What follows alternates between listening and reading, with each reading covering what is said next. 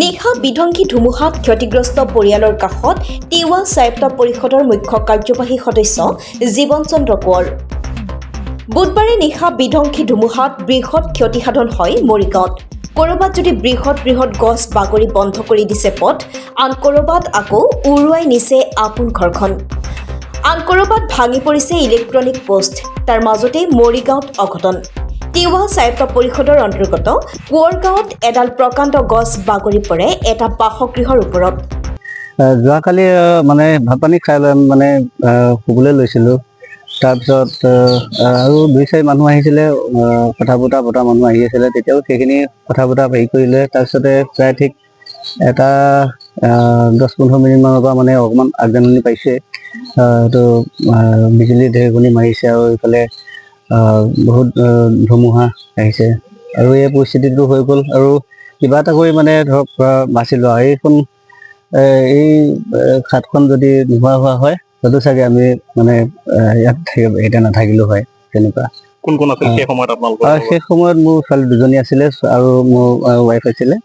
এনেকৈ কৰি মানে খুব ভয় লগা বহুত মানে দৃশ্য যোৱা ৰাতি হৈ গৈছে। যিহেতু সম্পূৰ্ণ আপোনাৰ ঘৰটো ধুমুহাই উৰুৱাই লৈ গৈছে, এই ক্ষেত্ৰত কেনেধৰণে এতিয়া আপুনি আগবাঢ়িম বুলি ভাবিছে? হয়, এতিয়াতো এইবোৰেতো চাগে ইমান কাম নাহিব। এইবিলাক আকৌ ঠিক কৰিব লাগিব সেইবোৰ। আৰু এনেকুৱা এটা পৰিস্থিতিত মানে এতিয়া আমাৰ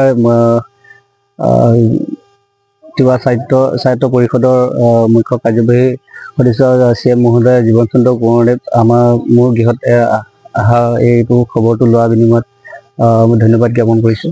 আপোনালোকৰ চেনেলকো মই ধন্যবাদ জ্ঞাপন কৰিছোঁ এই বিষয়লৈ বুজি লোৱাৰ কাৰণে। পৰিয়ালৰ 2জনকৈ লোক আঘাতপ্ৰাপ্ত হয়। লগতে আন এটা পৰিয়ালৰ বাসগৃহ সম্পূৰ্ণৰূপে বিধ্বস্ত হোৱা পৰিয়ালৰ কাষতো উপস্থিত হয় পৰিষদৰ মুখ্য কাৰ্যবাহী সদস্য জীৱন চন্দ্ৰ কোঁৱৰ। মৰিগাঁৱৰ পৰা বুবুনাথৰ ৰিপৰ্টাৰ লাইভ অসম। এই গছডাল অতি পুৰণি। আমাৰ ইয়াত উপস্থিত থকা যিসকল বয়োজ্যেষ্ঠ ব্যক্তি আছে তেখেতসকলেও হয়তো নিৰ্ধাৰণ কৰিব নোৱাৰিব এই গছডালৰ বয়স কিমান হৈছিলে। তথাপিও আমাৰ ৰাইজে অনুমান কৰিছে 300-400 বছৰ পুৰণি এইডাল গছ বুলি অনুভৱ কৰিছে তেখেতসকলে। যোৱাকালি যি বিধ্বংসী ধুমুহাৰ সৃষ্টি হ'ল ৰাতি, সেই বিধ্বংসী ধুমুহাৰ ফলত এই গছডাল সম্পূৰ্ণৰূপে উভালি পৰিছে আৰু উভালি পৰাৰ ফলত আমাৰ এঘৰ মানুহৰ মানে গোটেই ঘৰৰ ওপৰতে গছডাল মানে পৰা বুলি আমি অনুভৱ কৰিছোঁ। আৰু সেই গছডাল পৰাৰ সময়ত গোটেই ফেমিলিটো ঘৰটোৰ ভিতৰতে সোমাই আছিলে। কালক্ৰমত তেখেতসকলে বাচিবৰ কাৰণে সক্ষম হ'ল যদিও আঘাতপ্ৰাপ্ত হৈছে। গতিকে অকল এই গছডালৰ ক্ষেত্ৰতে নহয়, এই অঞ্চলত মই প্ৰত্যক্ষ কৰিছোঁ বিভিন্ন গছ গছনি ধ্বংস হোৱাৰ উপৰিও কাৰেণ্টৰ যিটো ব্যৱস্থা, সেই কাৰেণ্টৰ প'ষ্টবিলাক ভাঙিছে।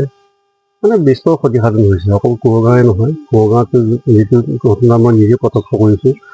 মই এতিয়া দেখিছোঁ যে সিধাবাৰীৰ পৰা ভৈয়াগুৰি, লঠাগুৰি, গাগিনীগুৰি, বৰঙাবাৰী, আমাৰ গছগুৰি, বাসগুৰি, কাণফালা, কলিয়াজাৰী আৰু আমাৰ মেলা দীঘলগুৰিকে আদি কৰি মই যিখিনি প্ৰত্যক্ষ কৰিছোঁ সেইখিনিত যথেষ্ট ক্ষতিসাধন হৈছে। গতিকে মই প্ৰশাসনক আহ্বান কৰিছোঁ, অসম চৰকাৰকো মই আহ্বান কৰিছোঁ যে যিবিলাক ব্যক্তিৰ ক্ষতিসাধন হৈছে, ঘৰ দুৱাৰৰ পৰা আদি কৰি বিভিন্ন মানে সামগ্ৰী অনিষ্ট হৈছে, তেখেতসকলে আমাৰ ক্ষতিসাধন হোৱা সামগ্ৰীৰ পৰা আদি কৰি আমাৰ ৰাইজক যে চৰকাৰৰ ফালৰ পৰা সকাহ দিবৰ কাৰণে কিছু ব্যৱস্থা গ্ৰহণ কৰে। ইতিমধ্যে আমি প্ৰশাসনৰ লগতো যোগাযোগ মানে অব্যাহত ৰাখিছোঁ। প্ৰশাসনক আমি আহ্বান কৰিছোঁ এটাই যে কোঁৱৰ গাঁৱত যিডাল বৰগছ বাগৰি পৰিছে, সেই বৰগছডাল আমাৰ ইয়াত থকা যিবিলাক সঁজুলি, সেই সঁজুলিৰ জৰিয়তে কটাটো সম্ভৱ নহয়। ইতিমধ্যে আমি SDC মহোদয়কো আমাৰ গাঁও প্ৰধানেও ফোন কৰিছে, মোৰ ফালৰ পৰা মই ফোন কৰিছোঁ যে তেখেতসকলে কি ব্যৱস্থা কৰে সেইটো সময়ত গম পোৱা যাব। তথাপিও আমি আহ্বান কৰিছোঁ যে তৎকালীনভাৱে যদি গছডাল ইয়াৰ পৰা কাটি যদি মানে ছাইড কৰা নাযায়, তেতিয়াহ'লে এই অঞ্চলৰ ৰাইজৰ যোগাযোগ ব্যৱস্থাটো যথেষ্ট ব্যাহত হৈ থাকিব। অনাগত ভৱিষ্যতৰ দিনত ভগৱানৰ ওচৰতো আমি মানে প্ৰাৰ্থনা বিচাৰিছোঁ যে এনেধৰণৰ মানে ঘটনা পুনৰাবৃত্তি নহওক।